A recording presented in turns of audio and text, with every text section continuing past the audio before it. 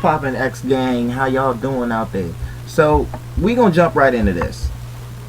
Now, not that I'm calling spade a spade here. I'm not throwing no shade or nothing. Just fuck with me here.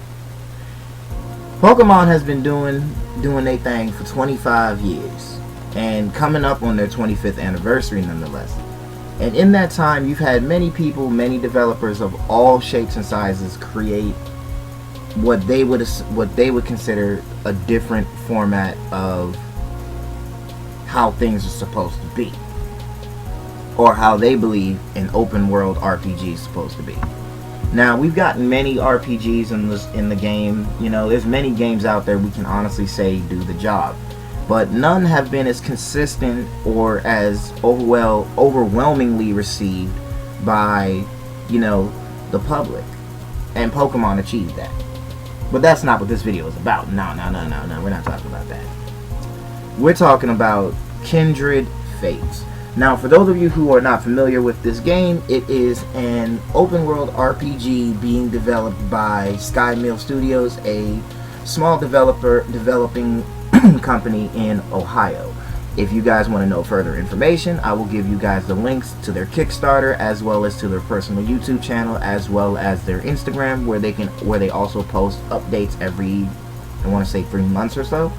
But yeah, so just to give you guys the short version of Kindred Fates, it is in its own, honestly, Pokemon, but with a lot more, I want to say, like, it's basically Pokemon meets Breath of the Wild. If I really had to put a specific amount of time and energy to really, like, develop on it, you know. And while I'll acknowledge that there are exceedingly large amounts of similarities between the two series, the fact that this game on Kickstarter, honestly, it's reached new heights for me. And personally, I have to give credit where credit is due.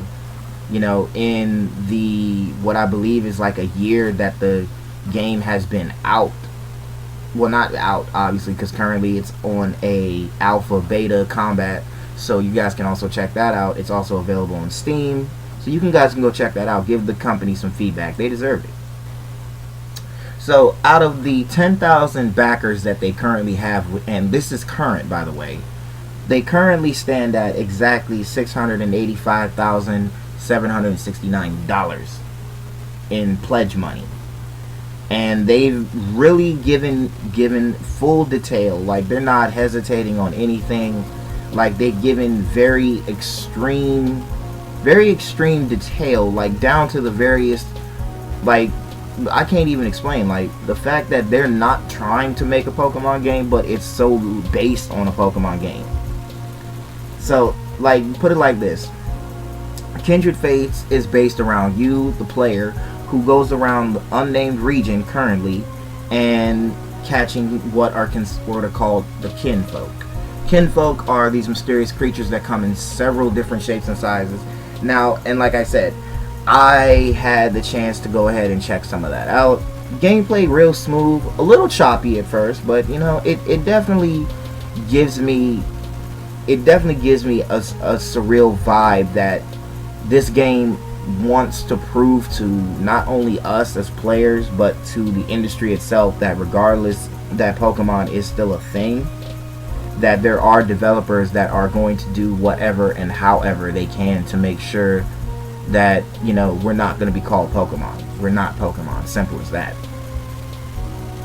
Now, honestly, by far, what sticks out to me so well about this game is that its bond system. Now, this information is also provided to you guys on the Kickstarter. You can also, like I said, you can go check that out or whatever have you. And I'm going to read this to you as I'm reading it currently off the Kickstarter site itself. A bond is a special connection that you share with your kinfolk, with each kinfolk on your team. There are many benefits to having a strong bond with your kinfolk. They fight harder in combat and can learn new moves and even become a mount. Getting to know them better by playing games, sharing a meal, talking, and winning in combat will raise the level that you have of bond with your kinfolk. that's cool. But see, this is where the juicy part starts. Losing many times in a row will lower your bond, and so will making choices that upset them. So you might want to find kinfolk whose personalities are similar to your own. If your own bond with a kinfolk falls to zero, then it is broken. Don't expect them to stick around long if this happens. However, the stronger your bond is with the kinfolk, the harder it is to be lowered or broken. So it's definitely a good idea to form strong bonds with your kinfolk. Now that right there, in other words, it's saying it's basically a buddy system. Like, the stronger you guys get together, the better your relationship will be. And should your relationship become, more than lackluster, they tend to get a lot more difficult to bear. And if anything, they do I feel like they'll have an abandonment system, like at that degree where if your kinfolk feels like, okay, we've lost like 20 times in the last 2 days, yeah, like that's enough. I give up. I'm tired of this. I can respect that, because that's definitely a demographic system that makes the game a lot harder, but it makes the game a lot more, enjoyable, because it makes you want to really, really work hard. You know what I'm saying? Like, a lot of people in RPGs, we grind. You know what I'm saying? Like, and for those of you who don't know what grinding is, it's basically a setup where you completely spend most of your time trying to level up your monster to that degree where only a specific movement or a specific attack could really do damage. You know what I'm saying? So that right there is on its own, stuff like that. But anyway, as we continue, and like I said, this is where the kinfolk become more of a, I want to say, difficult to understand. And so just follow me. I'm going to break this down for you guys. So according to the Kickstarter, it dictates that and now this is the comparison, like Watch Dogs Legion, the Kindred Fates video game supports a permadeath system, which means if the creature or the player dies, it's actually dead. You know what I'm saying? And in Kindred Fates, they actually do explore upon this even further, saying that when they die, their souls materialize as a small blue flame that floats in the air where they died. If you walk over to it and pick it up, it will be added to your inventory and you'll be able to revive them. If they die somewhere unreachable, their soul will float to the nearest reachable location.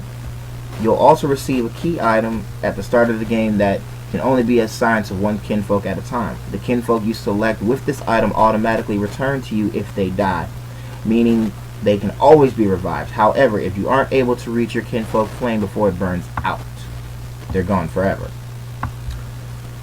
So yes, that is probably the biggest headache I'm personally having. Like, I don't like that concept. Like, it's basically like if your kinfolk gets out of reach and you can't get to their flame before it burns out, which I imagine is going to probably have like a maybe 30-45 second time limit to retrieve it. I feel like that's going to be at the bare minimum. That's when you're going to lose your kinfolk for good. Which, like I said, as I said, with the whole bond system, it also makes the game a lot more edgy, because that's going to be like, okay, like I leveled up this kinfolk to like 87, okay, and if I lose this one kinfolk, regardless how it looks, like I'm not about to go all the way back and try to find another fucking kinfolk. You know what I'm saying? So, and again, they expand upon this even further in the memorial. Now, according to the Kickstarter, they dictate that in the player's home somewhere near their house, there is a place called the memorial. Whenever one of your kinfolk dies, one of their names, it says their name, nickname if they have one, picture, bond level, date you met them, and date of their death will be immortalized on. You can visit the memorial anytime to pay your respects or place a candle in their honor. Yeah. Yeah.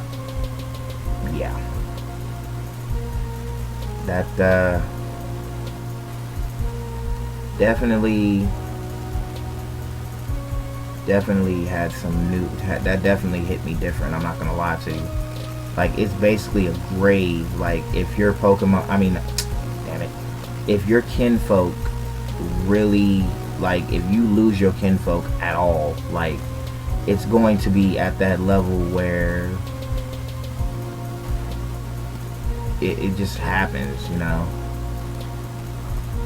And like I said, it's definitely something brand new for me personally. I'm all for that, and I'm definitely supporting this game. I recently watched the trailer, and truth be told, not bad. Not gonna lie, not bad. I can't say that I can't say that I'm not interested in what this game could be like. I'm honestly not. Like, I'm very actually happy with this game. Very happy with that. But like I said, this game holds a lot of interesting weight to it. So I hope you guys enjoy the game much as I do. Like I said, link to their Kickstarter, link to their Instagram, links to their YouTube, and yeah, by all means, check the game out. These guys are lit. I'm not gonna lie, these guys are lit. Let me know what you guys think.